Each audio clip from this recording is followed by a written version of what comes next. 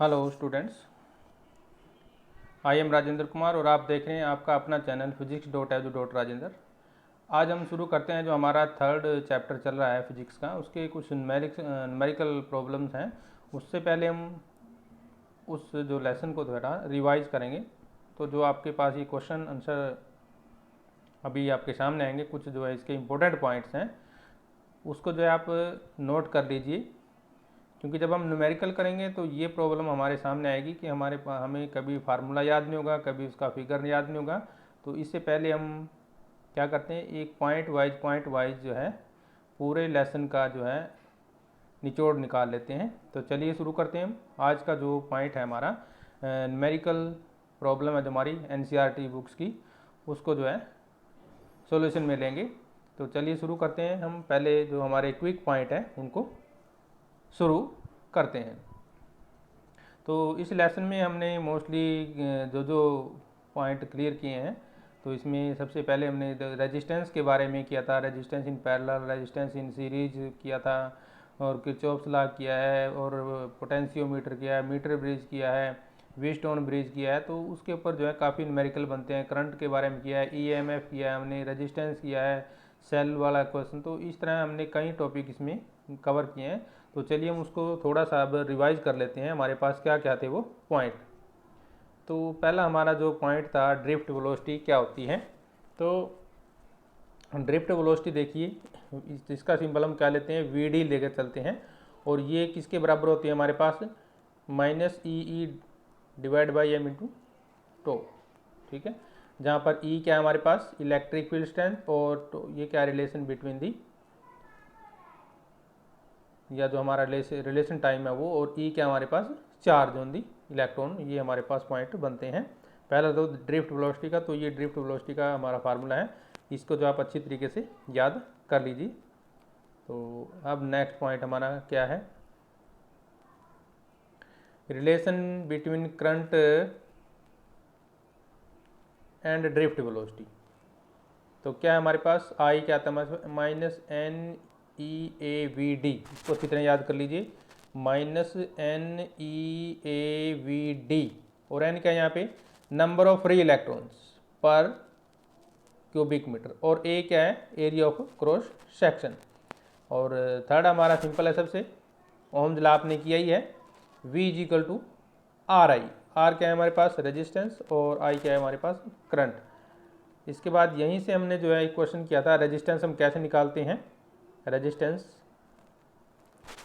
Row l divide by a, यानी कि जो हमारा रेजिस्टेंस है वो किसके इन्वर्सली प्रोपोर्शनल है, area of cross section, directly proportional to l. और रो क्या है यहाँ पे, रेजिस्टिविटी, जो कि एक कांस्टेंट होती है, और इसको हम स्पेसिफिक रेजिस्टेंस भी बोलते हैं कई बार। देखिए ये इसके नेक्स्ट इसका फार्मूला दिया गया हमारे पास, rho is equal to R A divide by l is equal to m divide by n e square tau. तो ये हमारे पास हो जाएगा स्पेसिफिक रेजिस्टिविटी का फार्मूला, या स्पेसिफिक जो हमारे पास रेजिस्टेंस होता है उसका फार्मूला।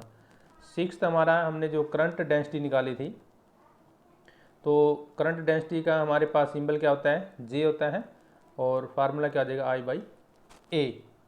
और करंट जब हमें निकालना हो तो इसका जो है हमने क्रॉस मल्टीप्लाई कर लेते हैं जब, तो ये इक्वेशन आ जाएगी और उसका इंटीग्रेशन कर देंगे तो हम करंट निकाल सकते हैं। ठीक है, अब नेक्स्ट पॉइंट सातवां जो हमारा, इसमें क्या है, इलेक्ट्रिकल कंडक्टिविटी 1 बाई रो, इनके sigma is equal to 1 by rho, ये भी हमारा इंपॉर्टेंट है हमारे पास।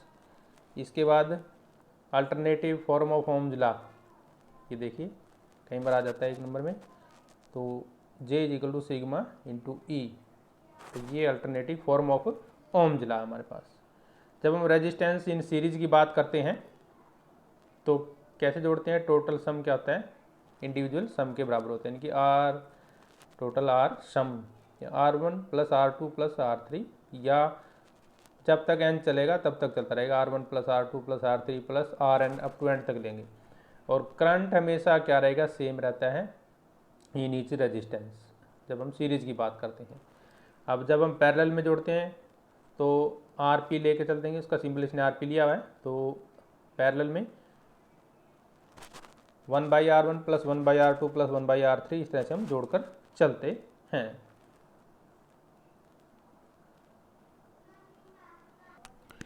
अब बात करते हैं पैरेलल की। तो पैरेलल में देखिए हम किस तरह से जोड़ के चलते हैं। तो ये हमारे पास पैरेलल का कम्बिनेशन हो जाता है। जब टर्म n होती है तो लास्ट में ऐसे करके 1 प्लस RN भी कर सकते हैं। और voltage same across each resistance, हमें पता है इसमें रेजिस्टेंस में जब हम पैरेलल में जोड़ते हैं तो वोल्टेज सेम होती है, और करंट हम इस तरह से जोड़ते हैं। अब ये देखिए टेम्परेचर डिपेंडेंस रेजिस्टिविटी किसको बोलते हैं। तो हमारे पास इसके दो फार्मूले हैं। एक ये RT is equal to R0 into 1 plus alpha T, और सेकंड है हमारे पास R2 equal to R1 into में 1 plus alpha into T2 minus T1। अब देखिए 11th क्वेश्चन हमारा। 11th क्वेश्चन में क्या है, internal resistance of a cell कैसे निकालते हैं। R क्या होता है हमारे पास, E/V माइनस आई इंटू में R, ये निकालते हैं हम उसका internal resistance of the wire. और जूल हीट का फार्मूला हमारे पास W equal to I²RT equal to V²R into में T, या VIT जूल में आ जाएगा, या Q equal to I²RT J divide में, और या फिर V² divide by R into में T/J, या ये हमारे पास ये इस तरह से हम जूल हीट के लिए फार्मूला लेकर चलते हैं। ये आगे से आगे इसमें जो है वैल्यू पुट की गई है, तो इस तरह से हम इसको कंप्लीट कर सकते हैं। तो V क्योंकि V इजिकल टू IR होता है, तो इसलिए यहाँ पे वैल्यू उसने पुट की है हमारे पास। जैसे ये देखिए अभी एक बार कैसे किया इसने, हम आपको समझा देते हैं। यहाँ से देखिए क्या है, ये W इजिकल टू I²RT, और I क्या है हमारे पास V जैसे होता है ना, V इजिकल टू IR होता है, ठीक है। तो यहाँ पे इसने वैल्यू पुट की है, यहाँ पे I की वैल्यू निकाल के I क्या आ जाएगा हमारे पास V/R। तो यहाँ पे V/R पुट करेंगे I के स्थान पे, तो ये हमारे पास ये आ जाएगा, ठीक है। अब इसमें इसने क्या किया है, V/R आया ना, तो यहाँ पे VI बना दिया इसने। कैसे बनाया देखिए एक बार, V इसको हम ऐसे लिखेंगे V into V divide by R into T है हमारे पास। तो V/R का इसने I लिख दिया ना, तो ये बन जाएगा हमारे पास VIT, ठीक है। अब नेक्स्ट कैसे बनाया देखिए, Q equal to I²RT divide by J, ये हीट का फार्मूला हमारे पास। फिर वही दोबारा हमारे पास I की वैल्यू पुट कर देता है ये, और इस तरह से सेम हमारे पास जैसे ऊपर वाला किया है ऐसे ये इसने किया है। और टोटल वैल्यू हमारी क्या होती है, जूल हीट 4.18 इंटू 10⁻³ जूल पर किलो कैलोरी। और पावर निकालने का फार्मूला क्या है हमारे पास, V इंटू I या I²R, क्योंकि V इजिकल टू हमारे पास क्या होता है IR होता है, V इजिकल टू IR। तो V के स्थान पे IR रख दिया ना, तो ये I²R बन जाएगा। क्लियर है यहाँ पे। अब इसने क्या किया है, I की फिर दोबारा V/R रखेगा ये इक्वेशन कैसे बनाई इसने, जो ये हमारे पास I² है इसके स्थान पे क्योंकि I इजिकल टू V/R होता है हमारे पास, तो यहाँ पे ये वैल्यू इसने पुट कर दी। तो इस तरह से हमारा इक्वेशन बन जाता है ये। क्लियर है बात। अब नेक्स्ट चलिए, अब ये पॉइंट है थोड़े से याद कर लीजिए। एक करंट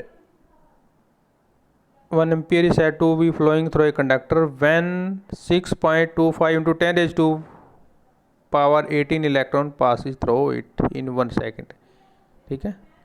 सेकंड पॉइंट क्या है हमारे पास, when the length of a wire having resistance R is made m time the its radius and time the resistance of the wire क्या बन जाएगा हमारे पास m divide by n² into R। तो ये आपके न्यूमेरिकल में काम आएगा, इसको अच्छी तरीके से याद कर लीजिए। Third point, when a wire having resistance R so as to increase its length n times its original length, तो हमारे पास फिर रेजिस्टेंस का फार्मूला क्या बन जाएगा, ये वाला R dash is equal to n square R. Note कर लीजिए। Fourth point, when a wire having resistance R is stretched, stretch ऊपर वाले भी किया था देखिए ये, और ये भी स्ट्रेच किया इसने, so as to reduce its radius by factor n, ऊपर क्या था एन टाइम्स, इसमें by factor n's its original length, इसमें क्या है the resistance of the wire will become, तो इसमें क्या हो जाएगा हमारे पास आर डैश एन स्क्वायर 4। ये फार्मूले हम रिवाइज कर रहे हैं। तो नेक्स्ट पॉइंट हमारा फिफ्थ पॉइंट क्या कहते हैं, if n resistor each of resistor are possesses an effective resistance x when connected in series and effective resistance y then connected in parallel, तो ये हो जाएगा हमारे पास अंडर रूट एक्स वाई।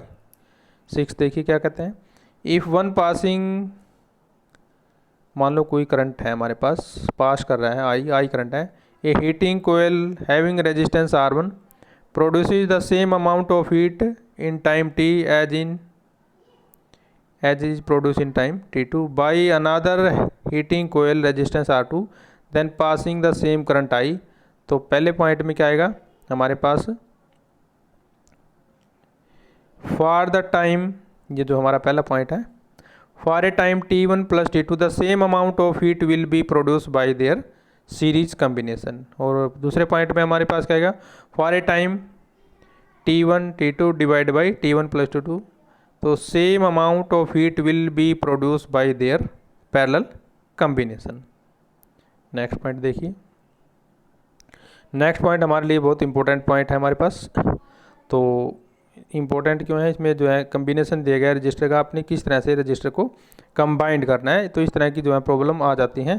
तो चलिए हम शुरू करते हैं किस तरह से इसने इस पॉइंट को किया गया है। देखिए, तो जैसे ये नेटवर्क दिया गया है, इसके अंदर हमारे पास resistance of network of resistor between point A and B, जैसा कि इस फिगर में दिखाया गया है। हमारे पास ये पॉइंट ए है हमारे पास, और वो लास्ट में पॉइंट क्या है, बी है हमारे पास।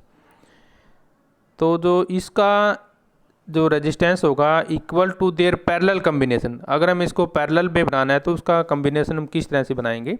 तो देखिए, पहले एक बार इसको फिगर को समझ लीजिए ध्यान से, क्या इसमें दिया गया है। देखिए, इसमें हमारे पास ए सी डी बी, ये हमारे पास 4 पॉइंट है। देखिए क्लियर कि ए सी डी बी, ये 4 पॉइंट दिए गए हैं हमारे पास। अब ये देखिए किस तरह से जो सी पॉइंट है हमारे पास ए और डी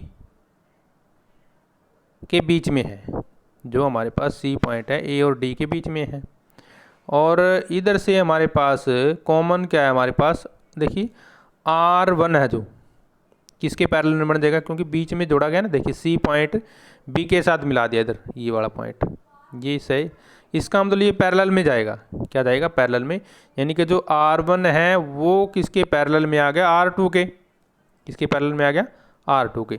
अब नेक्स्ट पॉइंट देखिए, जो R2 है वो किसके पैरेलल में आएगा, देखिए क्योंकि ये देखिए ये इस तरह जोड़ा गया, यानी कि R1 R2 R3 तीनों जो हैं एक साथ पैरेलल में जोड़े गए हैं, यानी कि ए और डी कॉमन पॉइंट है हमारा, ए और डी एक कॉमन पॉइंट हो गया, और सी और बी हमारा दूसरा कॉमन पॉइंट होगा, जहाँ पर हमने वोल्टेज सप्लाई दी गई। ए और डी पर वोल्टेज, देखिए हमें देखना क्या है इसमें भी, वोल्टेज सप्लाई कहाँ से की जा रही है, तो ए और डी से वोल्टेज सप्लाई की गई है, ए और डी से। तो ए और डी से कहाँ कहाँ गई है, तीनों पे गई है। देखिए R1 R2 और R3 तीनों पे गई है ना।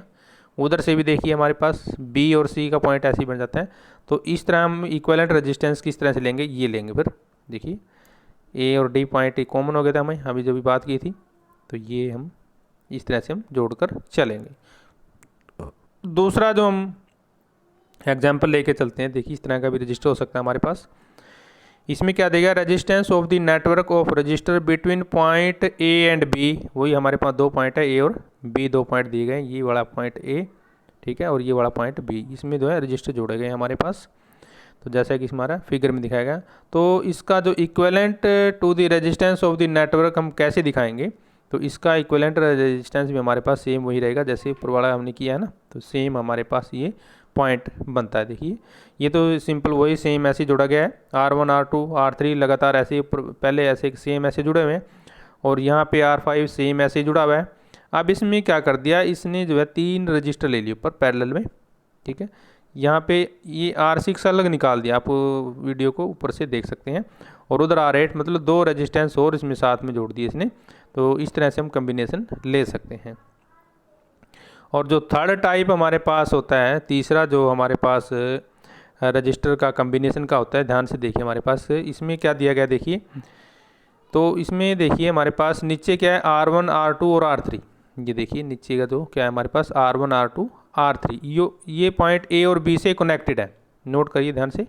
और ऊपर क्या है हमारे पास C और D पॉइंट दिया गया है, ऊपर क्या है C और D, उस पर क्या है R6 R7 और R8, बीच में R4 और R5। ये देखिए ये जोड़ा गया, फिर बीच में ऐसे इसको जोड़ दिया गया है। अब ये किसके इक्विवेलेंट होगा, जो ये वाला रजिस्टर है इसके इक्विवेलेंट होगा। ये देखिए कैसे होगा, एक बार ध्यान से देखिए। इसने क्या किया है, इसमें देखिए नीचे A के साथ R1 A पॉइंट और R2 जोड़ा हुआ है, ठीक है। अब जो ये R5 गया है ऊपर की ओर गया है, ठीक है ना, लेकिन R3 क्या है, R3 अलग से जोड़ा गया है इसमें। अब ऊपर क्या है हमारे पास R6 R7 और R8। अब ऊपर से इसने जो है R4 और R5 सेम ऐसे कैसे ले लिए, तो जैसे हमने पिछले वाला सम किया है सेम उसी तरह से इसने जोड़ा गया है। तो जो R3 और R6 है वो उसने इसमें से गायब कर दिए, क्योंकि दोनों रजिस्टर बाहर दिखाए गए हैं इसके अंदर, ठीक है। क्लियर है ये बात। अब फोर्थ टाइप देखिए, फोर्थ टाइप ऑफ अरेंजमेंट क्या है। अब कई बार हमारे पास इस तरह का सर्किट आ जाता है, तो इस तरह के सर्किट को हम किस तरह से हल करते हैं। तो इसमें क्या दिया गया है, रजिस्टर दिए गए हैं हमारे पास अलग अलग, और इनको जो है फिर कंबाइंड किया गया। किस तरह से कंबाइंड किया गया देखिए एक बार ध्यान से। हमारे पास A B C D 4 point दिए गए, देखिए ये A, ठीक है, और ये B, ये C और ये D, ये 4 पॉइंट दिए गए हमारे पास। और देखिए यहाँ पे C और D के बीच में कितना है हमारे पास, R6 है हमारे पास, और उधर से ऊपर क्या है R1 है हमारे पास, ठीक है ना। और ये फिर ये क्रॉस में जोड़े गए हैं हमारे पास R2 R3 और R3 R2, देखिए क्रॉस में है ना। ये इक्विवेलेंट रेजिस्टेंस है दोनों, और ये भी दोनों इक्विवेलेंट रेजिस्टेंस है R2 R2 और R3 R3। अब दोनों का टर्मिनल पॉइंट एक है, देखिए यहाँ से जोड़े गए ना, ठीक है। बैटरी का करंट हमारा इस साइड से आ रहा है, देखिए ये दो साइड से जो है बैटरी का करंट आ रहा है। तो इसका मतलब क्या हुआ, हमारे पास R2 और R2 दोनों पैरेलल में होंगे, इसी जैसे दिखाएगा ना, R2 और R2 किस में होंगे, पैरेलल में होंगे। इसी प्रकार हमारा R3 जोड़ा गया है, देखिए इनका, तो ये भी हमारे पास क्या होंगे, पैरेलल में होंगे। तो इनको हमने क्या कर दिया, पैरेलल में जोड़ दिया। अब हमारे पास बच गया, क्या बच गया, R1 और R4 बच गया। अब R1 और R4 इसमें 6 दिखाया गया, यहाँ पे R4 आई है हमारे पास। तो R1 और R4 हमारे पास बच गया। तो R1 R4 हम कैसे जोड़ेंगे देखिए, क्योंकि ये A और B का कॉमन पॉइंट दिया हुआ है, तो इसलिए ये A और B के साथ जोड़ दिए इसने, ठीक है ना। और नीचे ये C और D के साथ जोड़ दिए। तो ये सेम ऐसे कैसे कंबाइंड, मतलब हमें बीच वाला जोड़ना है, सिर्फ ऊपर वाले सेम है तो बीच वाले का कम्बिनेशन हम पैरेलल में लेकर जोड़ सकते हैं। अब देखिए इसी को हम, जो ये हमारा जो ये वाला पॉइंट आया, इसको हम नेक्स्ट तरीके से कैसे जोड़ सकते हैं। ये देखिए जैसे हमें अभी फर्स्ट एग्जांपल किया था, तो इसमें हम क्या क्या कर सकते हैं। देखिए जो हमारे पास R2 है हमारे पास, देखिए क्या है R2 और R3। एक मिनट, ये हम फिगर के पास चलते हैं, देखिए ये फिगर है हमारे पास। ये देखिए R2 और R3 दोनों क्या हम सीरीज में लेकर चलेंगे, तो दोनों का जोड़ ले लेंगे R2 और R3, यानी कि R2 प्लस R3, ये दोनों सीरीज में है हमारे पास, ठीक है ना। और जो हमारे पास ये R4 है, ये इन दोनों के पैरेलल है हमारे, देखिए ये क्या है, इसके पैरेलल दिखाई दे रहा है। और R1 भी क्या है, पैरेलल है। इसका मतलब क्या हुआ, R1 पैरेलल किसके हैं, R1 R2 और R3 का पैरेलल, और साथ में क्या देगा R4। तो इस तरह से हम इसको नए सिरे से इस तरह से भी हम बना सकते हैं। तो ये अब जो फिफ्थ टाइप का हमारा अरेंजमेंट होता है, ये देखिए किस तरह से होता है। इसमें भी हमने जो अभी थोड़ी देर पहले किया था ना, सर्कल मतलब स्क्वायर वाला अभी किया है थोड़ी देर पहले, सेम वही इसमें कम्बिनेशन चलेगा। अब इसमें देखिए कितने रजिस्टर हैं, 4 हैं, R1 R2 R3 और R4। ये R1 है, ये R2 है, ये R3 R4, ये 4 हमारे पास रजिस्टर हो गए। अब इसको देखिए ध्यान से हम कैसे जोड़ेंगे। अब एक दिया क्या है इसमें, the resistance of the network of the register between A and B, जो पॉइंट दिया है ना A और B। A कहाँ पे है, सेंटर पे है, देखिए A कहाँ पे है, सेंटर पे, और B कहाँ पे है, उसके सरकमफ्रेंस पर दिया गया है। ये नोट कर लीजिए ध्यान से। तो इसका इक्विवेलेंट रेजिस्टेंस हम कैसे निकालेंगे, देखिए अब एक बार इस फिगर को दोबारा देख लीजिए। तो जो यदि हम देखते हैं ना, जो A पॉइंट है, ये चारों का कॉमन पॉइंट है A। इसका मतलब यहाँ से ऐसे 4 पॉइंट गए हमारे पास, ऐसे गए हैं ना, क्लियर है बात ये। और B और A हमारे बैटरी से जुड़े गए हैं, और दूसरा B भी देखिए, B से भी हमारे पास चारों जुड़े गए हैं। तो पॉइंट हमारे पास, इसका मतलब इसको इस तरह से बना सकते हैं, ये देखिए इस तरह से, ठीक है ना। ये पॉइंट हमारे पास A हो जाएगा, ये पॉइंट B हो जाएगा। इसका मतलब क्या हो गया, ये सारे के सारे आपस में क्या हो गए, पैरेलल हो गए, यानी कि R1 parallel to R2 parallel R3 parallel R4। क्योंकि देखिए ध्यान से, जो R1 है और R2 है, ये पैरेलल में है, क्योंकि इनका कॉमन पॉइंट 1 है हमारे पास। कॉमन पॉइंट क्या है, 1 है। और इसी तरह से R3 और R4 ये भी पैरेलल है, इनका कॉमन पॉइंट है, लेकिन चारों का पॉइंट कॉमन क्या आ गया, A आ गया। इसका मतलब चारों क्या हो जाएंगे, पैरेलल में हो जाएंगे। अब जो छठा भी सेम हमारे पास ऐसे ही दिया गया है, लेकिन इसमें क्या क्या दिया गया है, एक बार देखिए। इसमें एक पॉइंट अलग कर दिया। अब जो पहले B था वो ऊपर वाले में क्या, यहाँ पर था, ऊपर वाले में कहाँ पे था, यहाँ पर था। लेकिन अब कहाँ पर है ये, अब ये अंदर आ गया, यानी कि R1 R2 R3 R4 B के साथ जोड़ दिए गए हैं। मतलब B अब किसके सीरीज में रहेगा, इन तीनों के सीरीज में रहेगा। देखिए जो R4 है हमारे पास, जो ये वाला है, ये R1 R2 और R3 के सीरीज में रहेगा। तो इसलिए ये तीनों तो हमारे पैरेलल हो जाएंगे, और R4 क्या आ जाएगा, इसके पैरेलल में हो जाएगा। अब हमारे पास सेवन्थ अरेंजमेंट भी सेम यही है, देखिए इसमें। अब देखिए R1 R2 और R1 R2 और R3 में कॉमन पॉइंट क्या दिया, देखिए यहाँ पे A और B बीच में सर्किट दिया गया ना, A और B क्या दिया गया, बीच में एक सर्किट दिया गया हमारे पास खुला ओपन। अब इसको हम कैसे जोड़ेंगे, हमारे पास सेम वही बनेगा ना। R1 और R2 क्या रहेंगे, पैरेलल रहेंगे, हमें पता है। जो ये हैं हमारे पास, ये तो पैरेलल है। हर कम्बिनेशन में जब भी आपको ऐसे जुड़े मिलते हैं तो वो क्या रहेंगे, पैरेलल में रहते हैं। तो ये R1 और R2 हमारे पास पैरेलल में है, किस में है, पैरेलल में है। और जो देखिए R1 R2 और R4 इनका एक ही कॉमन पॉइंट लेकर हम चल सकते हैं। इसका मतलब ये क्या हो गया, तीनों क्या हो गए, पैरेलल में हो गए। और R3 फिर इसमें जोड़ा गया B पॉइंट से, अलग से जोड़ दिया है इसमें। तो इसलिए R3 को अलग से सीरीज में तीनों के साथ हम कंबाइंड करते हैं। तो ये देखिए इफेक्टिव रेजिस्टेंस जब हमारे पास सर्कुलर में हो, तो इसका तो सिर्फ हमें सिर्फ फार्मूला याद करना है। देखिए ये एक रेजिस्टेंस यहाँ पे जोड़ा गया है, सेंटर पे जोड़ा गया है इधर से, और दूसरा इधर से जोड़ा गया है हमारे पास। तो दोनों ही क्या रहेंगे हमारे पास, पैरेलल में रहेंगे। पहला क्या है हमारा R2 पाई माइनस थीटा, और दूसरा क्या R थीटा। तो ये दोनों क्या हो जाएंगे, पैरेलल में हो जाएंगे। और इसका स्पेशल फार्मूला है यदि हमें इफेक्टिव रेजिस्टेंस निकालना है। इसमें क्या दिया गया, एक बार सुनिए पॉइंट, एक बार ये देखिए इसकी स्टेटमेंट हम कैसे बनाएंगे, कैसे लेके चलेंगे। If the part A B, ये वाला ये पार्ट ए बी होगा ना हमारा, if part A B of the ring जैसे दिए गए हैं सबटेंडिंग एन एंगल थीटा, तो ये एंगल थीटा ये बनाती है हमारे पास इसके सेंटर पर, जैसे कि फिगर में दिखाया गया है। Resistance of the whole ring between the point A and B is equal to the parallel combination of the resistance of the two parts of the given. तो हम पैरेलल में लेके चलेंगे जिस तरह से ये फिगर दिखाया गया है। और यदि हमें इसका इफेक्टिव रेजिस्टेंस निकालना है ए और बी के बीच में, तो इसके लिए हमारे पास सिंपल फार्मूला हो गया हमारे पास 2 पाई थीटा इंटू में theta divide by 4 pi square into में आर, ये इसका हमारे पास फार्मूला बनता है। अब हमारे पास जो 8th टाइप की अरेंजमेंट है, देखिए हमारे पास 8th टाइप की अरेंजमेंट कैसी होती है। तो 8th का टाइप की अरेंजमेंट में हम क्या करते हैं, तो इसमें देखिए हमारा पहले पॉइंट क्या दिया हुआ है, ऐसे ही रजिस्टर जोड़े गए हैं। देखिए ध्यान से, इसमें क्या है, व्हेन 5 रजिस्टर है हमारे पास, 5 रजिस्टर दिएंगे इसमें, ध्यान से देखिए R1 R2 R3 R4 and R5, ठीक है ना। और सच दैट हमें पता है कि R1 divide by R2 equal to R3 divide by R4, ये इसमें दिया गया है। मान के चलते हैं R1, मैं एक बार आपको लिख देता हूँ ये ताकि आपको याद रहे, R1 डिवाइड बाई R2,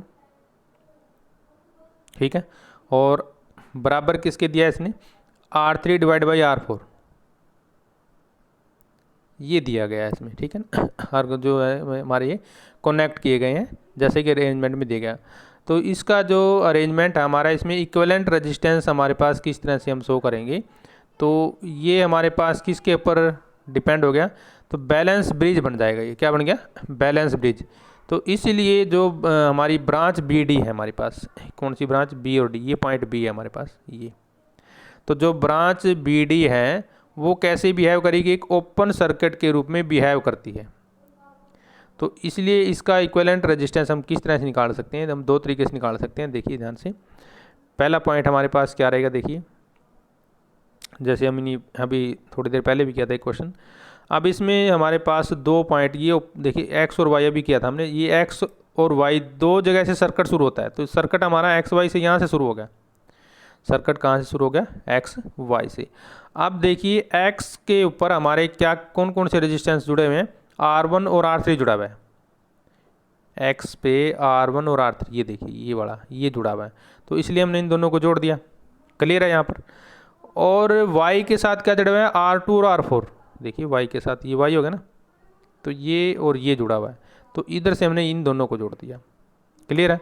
और हमारे पास R5 क्या आ जाएगा, बीच में दोनों का कॉमन आ गया। क्यों आएगा, देखिए एक बार ध्यान से देखिए इन दोनों का कॉमन कैसे है, एक बार फिगर को ध्यान से देखिए, फिगर से बिल्कुल। अब ये x का, ये देखिए ये, और ये x हो गया, ये y होगा। यहाँ से देखें यदि, तो ये देखिए यहाँ से और इधर से यदि हम देखते हैं तो ये हमारे पास कॉमन हो जाएगा दोनों में, इसलिए ये क्या आ गया हमारे पास, R5 दोनों का कॉमन पॉइंट बन जाएगा। तो इस तरह से हम इसका अरेंजमेंट कर सकते हैं। और दूसरी तरह से हम इसका अरेंजमेंट देखिए कैसे कर सकते हैं, इसी का कंबाइंड रूम हम R1 R2 सेम वही रहेंगे, R3 R4, और बीच में यदि हम रेजिस्टेंस दिखाना चाहिए तो ठीक है, नहीं तो ये वैसे भी जुड़ा हुआ है, ठीक है, ना भी दिखाएं तो चल जाएगा। और इनका इक्विवेलेंट रेजिस्टेंस हम कैसे निकालते हैं, देखिए R1 R2 divide by R1 plus R2, और प्लस में R3 R4 divide by R3 plus R4। तो ये हम निकालते हैं, एक बार दोबारा सुन लीजिए, R1 R2 divide by R1 plus R2, plus में R3 R4 divide by R3 plus R4। इस तरह से हम इसका रेजिस्टेंस निकाल कर चलते हैं। नॉर्मा देखिए जो 9th टाइप का कम्बिनेशन किस तरह से हो सकता है, ये देखिए हमारे पास इसमें क्या दिया गया है, ये कहते हैं व्हेन आइडेंटिकल रेजिस्टेंस है। देखिए ध्यान से, सारे R R R R दिए गए हैं, देखे ना, सभी के सभी आइडेंटिकल रेजिस्टेंस है हमारे पास। तो आइडेंटिकल रेजिस्टेंस में क्या बात बनती है, तो इसका कारण क्या है, it is because if a battery is connected across the point X and Y, X और वाई के बीच में यदि हम कोई बैटरी कनेक्ट कर देते हैं ना, तो क्या होगा, the current in the branch D ई, जो हमारी डी ई ब्रांच है, ये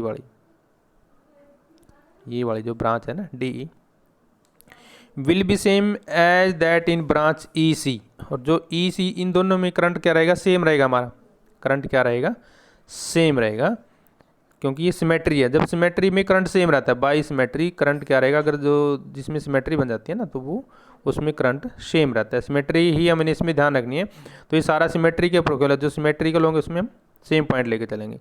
it will remain so even when the contact between the branch D E C और A E B is broken, यानी कि हम ये वाला कॉन्टैक्ट यदि तोड़ दें तो भी कोई फ़र्क नहीं पड़ेगा, क्योंकि दोनों में जो है हमारे पास करंट सेम रहना है। तो कहने का मतलब क्या हुआ, तो यहाँ से हम इसको यदि ब्रेक कर दें, यहाँ से ब्रेक मतलब हम इसको से डायरेक्ट यहाँ से जोड़ दें, यहाँ से हम कट कर दें, तो इसमें कोई फ़र्क नहीं पड़ेगा। तो बस इसमें यही हमें कम पॉइंट मेन है इसमें। तो now after finding the resistance of the part D E C, the resistance of the circuit between point X and Y can be easily calculated. अब हम इसको आसानी से कैलकुलेट, ये देखिए इसमें इस तरह से जोड़ दिया गया। क्लियर है ये पॉइंट। अब हम देखते हैं नेक्स्ट पॉइंट हमारा, when a current I flow out of a cell. देखिए जब करंट से कोई मतलब करंट जब फ्लो आउट बाहर करता है सेल से बाहर जब करंट निकलता है तो टर्मिनल पोटेंशियल डिफरेंस हम कैसे देते हैं, V equal to E minus I R. ये जब करंट बाहर निकलता है किसी सेल से तो पोटेंशियल डिफरेंस हम इस तरह से देते हैं, और जब अंदर आता है तो हम किस तरह से देते हैं, ये देखिए फिर इस तरह से, फिर हम प्लस का लेके चलते हैं, तो ये हमारे पास इक्वेशन बन जाती है। तो पोटेंशियल, इसका मतलब यहाँ पे हम क्या लेके चलेंगे, potential drop across the internal resistance adds the EMF. Point note कर लीजिए, एड्स द ईएमएफ। और उसमें क्या था हमारे पास, potential difference across the internal resistance oppose the EMF. मतलब जब नेगेटिव आएगा तो अपोज करता है, जब पॉजिटिव आता है तो एड होता है। तो ये थे हमारे इंपॉर्टेंट पॉइंट जो हमारे न्यूमेरिकल, अब जब हम थोड़ी देर में शुरू करेंगे, नेक्स्ट वीडियो में करेंगे, तो आप इनको जो अच्छी तरीके से याद कर लीजिए। एक बार वीडियो को दोबारा से ध्यान से देख लीजिए, तो ये जो है अगर आप एक बार इसको ध्यान से देख लेंगे तो आपका पूरे का पूरा लेसन जो है एकदम से क्लियर हो जाएगा। न्यूमेरिकल में आपको ज़्यादा समझने की ज़रूरत नहीं पड़ेगी। तो चलिए नेक्स्ट वीडियो के लिए फिर हाजिर होंगे हम, तब तक हम देते हैं आपसे इजाज़त।